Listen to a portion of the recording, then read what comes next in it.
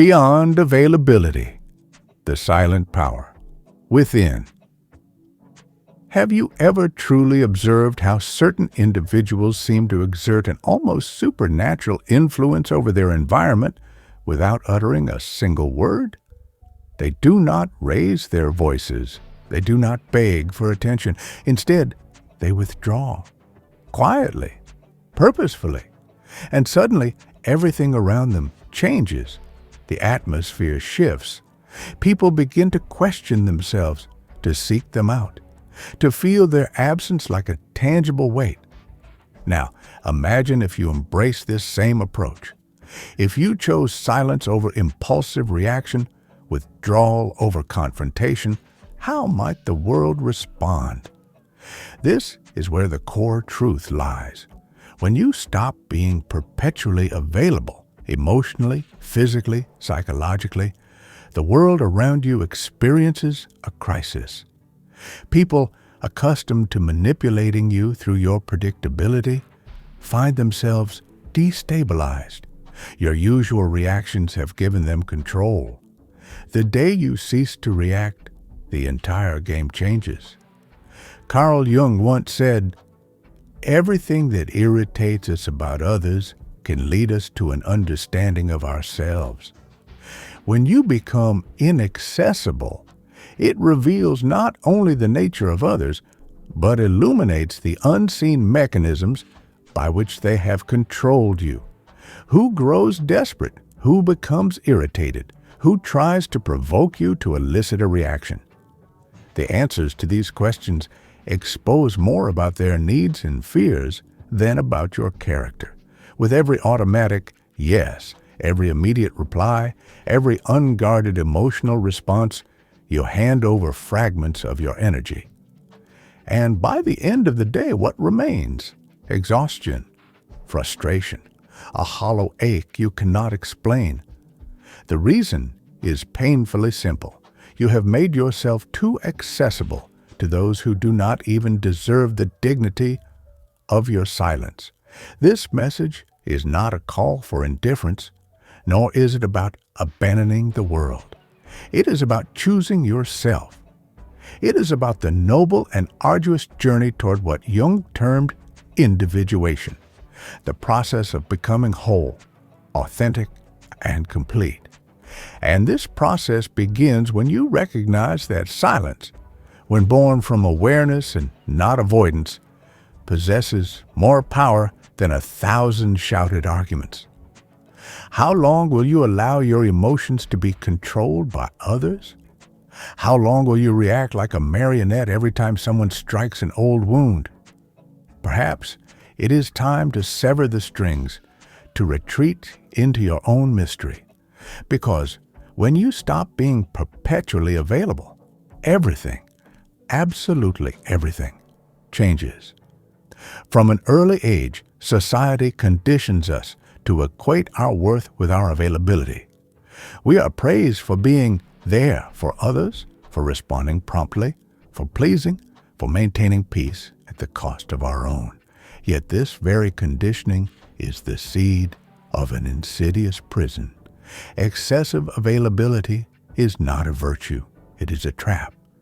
As long as you believe you must always be emotionally accessible, you will remain vulnerable to manipulation, to exhaustion, and ultimately to abandonment by those who only valued your utility.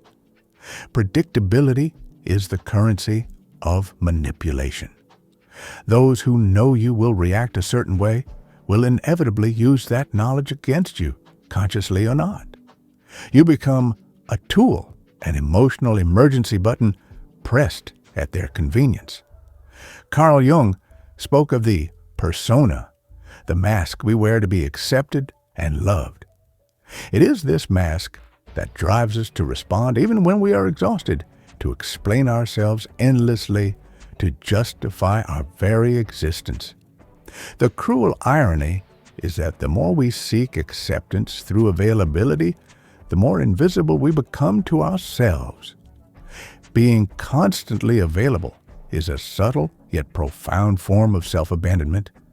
It is a desperate attempt to control the image others have of us, to avoid rejection, to feel indispensable. But this illusion comes at a staggering cost. Our peace, our vitality, our true identity. People who demand your perpetual availability do not cherish you. They crave the emotional services you provide, validation, distraction, comfort. And when you dare to change, when you set boundaries, these same people often turn against you, not because you have wronged them, but because you have ceased to be useful. And here lies the most brutal truth. The more abundant your presence, the less others value it. Human nature resents what it does not have to earn. The emotional rag, always present, becomes an object of disdain. Thus, you must ask yourself, who truly deserves your time? Who deserves the gift of your attention, your presence, your listening? And just as importantly, who deserves your absence? But before we can answer these questions, we must understand the machinery behind our compulsive reactions. Why do we yield so easily? What drives this insatiable need to explain, to justify, to please? The answer lies within what Jung called psychic energy. Carl Jung viewed the human psyche not as a mechanical system of reactions, but as a dynamic field of energy. Every thought, every emotion, every act consumes part of this vital energy. The critical question then becomes, are you consciously directing your energy, or are you surrendering it to external forces? Every impulsive reaction is a hemorrhage of psychic energy. Every defensive retort, every desperate attempt to prove your worth, every entanglement in fruitless debates drains your inner reserves. Jung warned, that which you resist persists. The more you react, the more deeply you become entangled. Those who live in a state of constant emotional exhaustion are not inherently weak. They are simply misaligned. Exhaustion makes you vulnerable, and vulnerability makes you easy prey for those who thrive on your lack of boundaries. Manipulative, opportunistic people sense when you do not know how to guard your energy. They prod your open wounds and feast on your compulsive need to fix, to heal, to explain.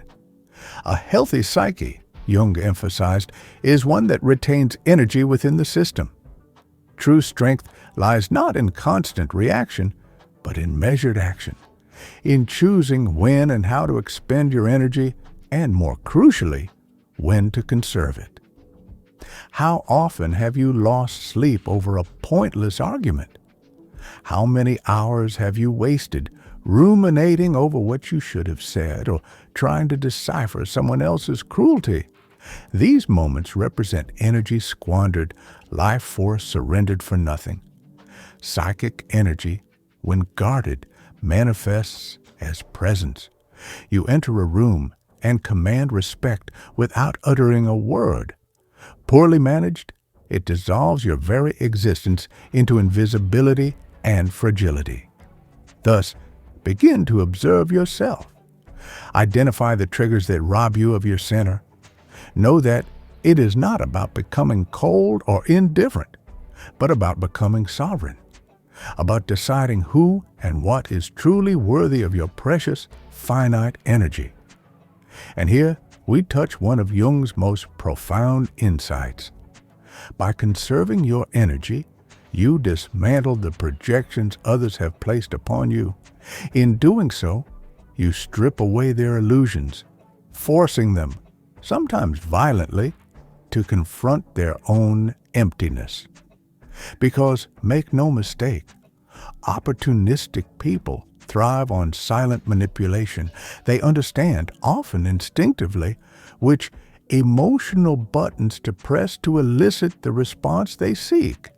They project onto you their unresolved conflicts, their unacknowledged wounds, and the more available you are, the more you become a blank screen for their distorted images. Consider the friend who only calls during crises, the partner who praises you only when you serve their needs, the colleague who flatters you until you cease to be useful. None of this is random. It is a calculated exploitation of your availability.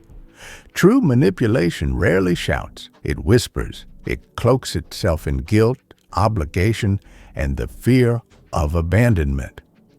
The manipulator does not need to dominate you directly. They only need you to continue reacting predictably.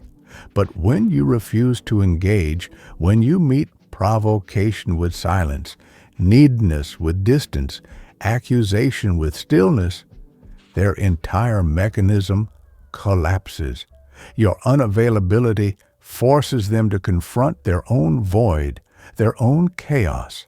And this confrontation is unbearable for those who have spent their lives evading it. Carl Jung wrote, "We do not become enlightened by imagining figures of light, but by making the darkness conscious."